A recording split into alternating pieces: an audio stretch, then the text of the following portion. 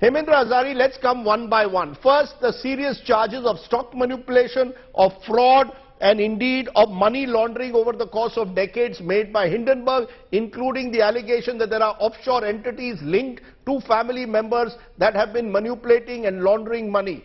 How do you respond? Are these charges that are should be investigated? Have they been investigated? Or do you believe Hindenburg has brought out something new? As a research analyst, I must commend the Hindenburg report because they have made a persuasive argument, fully supported and documented with facts, either from government agencies' investigative reports or from the company's disclosures. These are very rightly raised, very serious concerns. And you know, the eating of the cake is when you actually eat it, and it's very clear that the market has shown its concern and has gone and agreed with some of those issues raised by the Hindenburg report, and that is why you've seen such a severe fall in the share prices. But what are the specific? Hemendra Azari, what are the specific? They are very specific. What are the specific charges that you believe have still not been answered by Adani's? See, the charge is this, that, and this is the main thing, when you have certain entities which are routing funds from Mauritius, are they really the promoters' funding, which is what the Hindenburg alleges and which is not classified as promoter holding?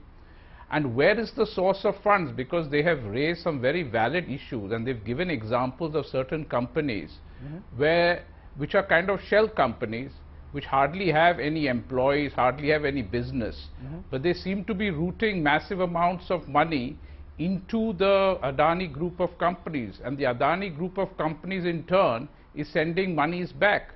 So the central question in money laundering is, what is the source of these funds? Now, when particularly they come from, you know, these tax havens like Mauritius, it does raise a very serious concern because these are tax havens. They have been set up really to hide and disguise the original ownership of money.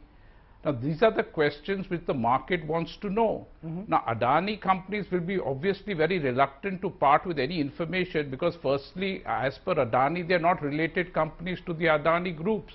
So, on paper, obviously, they will not know what is the source of these companies' funding.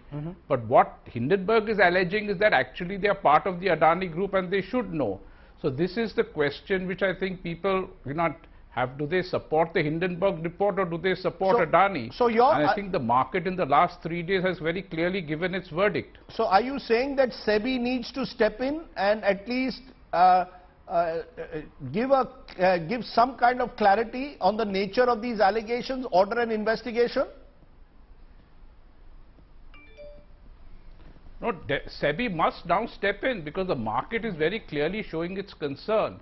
But what is unusual and what has not been highlighted by others is that in the Hindenburg report has made some very serious allegations against SEBI, that it is you know, a partisan regulator.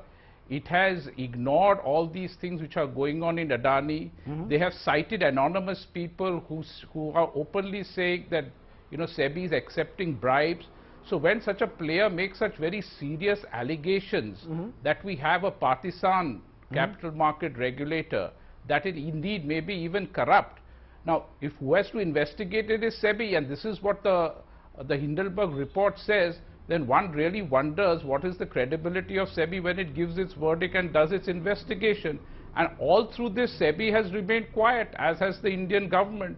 With such a massive loss in market capitalization, one would expect the regulator to come in and say something, or even the government. But strangely, the regulator is silent, the government is silent, and the market is playing havoc with Adani shareholders.